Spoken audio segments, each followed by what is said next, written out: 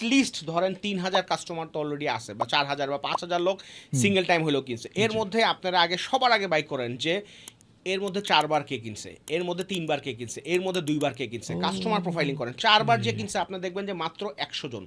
এই 100 জনের সাথে পার্সোনালি আপনারা কথা বলেন যে ভাই আপনি কি খুশি, আপনি কি আচ্ছা ঠিক আছে, টাকা লাগবে না কিন্তু ওই আচ্ছা স্যার ভাইয়া তাইলে ভাইয়া আমাদের একটা ছোট্ট একটা রিভিউ দেওয়া যায়, বা আপনি কি একটা যে আপনার একটা লাইন কি আমরা ছবি দিয়ে পড়তে পারি, পারমিশন আছে, হ্যাঁ দেন দেন দেন, সমস্যা নেই। আপনার ওই 100টা রিভিউ আপনার 1 মাসের কন্টেন্ট কিন্তু হয়ে গেল।